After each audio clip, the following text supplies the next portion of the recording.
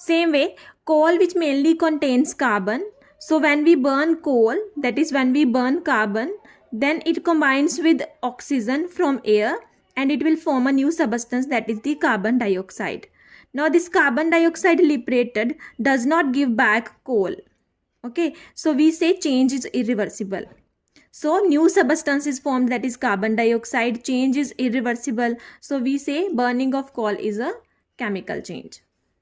Wood and paper, which mainly contain carbon and hydrogen, when burnt, they combine with oxygen of the air and form new substances, carbon dioxide and water. Now these new substances formed will not give back wood and paper, so we say change is irreversible. Change is irreversible, new substances are formed, so we say change is chemical also. Next, burning of kerosene, diesel, petrol. So these all are hydrocarbons, means in all we have a hydrogen and carbon. So when we burn these substances in air, they combine with oxygen and form carbon dioxide and water vapor. Now these are new substances, and from carbon dioxide and water we will not get back kerosene or diesel or petrol, so we say change is irreversible. So change is irreversible, new substances are formed, so we say change is chemical also. Next is ethanol. So beta, when we burn ethanol, ethanol is a compound in which we have a carbon, hydrogen and oxygen. Now when we burn this compound, it will form what? It will form carbon dioxide and water vapor. Now carbon dioxide and water vapor, again new substances. From carbon dioxide and water vapor we will not get back ethanol, so irreversible change, so change will be a chemical also. Okay. Iron rust in moist air and form a red brown substance. This red brown substance is called as rust, and the whole process is called as rusting. Now this rust formed is a new substance, and from this rust we will not get back iron by reversing the condition, so we say change is irreversible. So change is irreversible, new substance, that is rust, is formed, so change is chemical also. Next, cooking of food, also a chemical change. Why?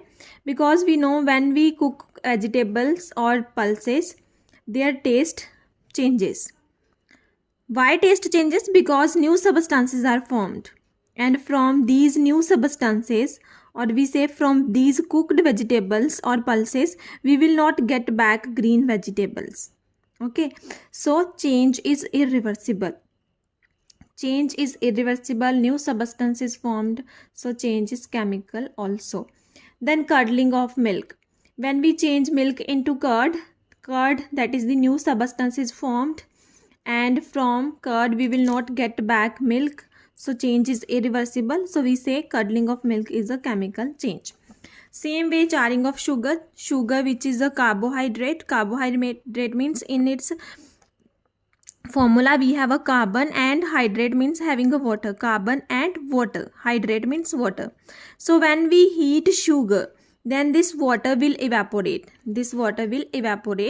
And we left with only black mass, that is a carbon.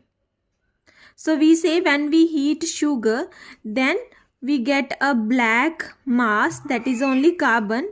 From this carbon we will not get back sugar, and carbon is a new substance, so change is a chemical change. Digestion is also a chemical change, because food on being digested inside our body forms new substances, some of which are taken up by body, some expelled by our body. So we say change cannot be reversed by reversing the conditions, so we say digestion is a chemical change. Now fermentation is also a chemical change. First of all, what is fermentation? Fermentation is a process of preparing alcohol from fruits containing sugar in the presence of enzyme. Now see, sugar is converted into alcohol and carbon dioxide. Alcohol and carbon dioxide both are new substances, and from these new substances we will not get back sugar, so change is irreversible, so we say change is chemical also. Now one thing that is very important, carbon dioxide gas related here, it forms a froth on the liquid, and because of this froth it appears that liquid is boiling. That's why this process is called as fermentation, where fermentation word is derived from Latin word that is the fervere, which means boil. So liquid appears as if it is boiling, so that's why the whole process is called as fermentation. Photosynthesis, which is a process by which green plants prepare their food from carbon dioxide and water in the presence of sunlight that is trapped by chlorophyll, that is the green pigment in leaf. Now this is a chemical change. See, carbon dioxide combines with water in the presence of sunlight and glucose, that is the food of plant, and oxygen is formed. Now glucose and oxygen both are new substances, and from these new substances we will not get back carbon dioxide and water. So it's a irreversible change. We say irreversible change and new substances are formed, so change will be chemical also. Next we have respiration. Respiration in human beings. So inside our body there is glucose. So we inhale oxygen from air. This oxygen will combines with glucose and form energy. So we will get energy. Along with this, carbon dioxide and water will be formed.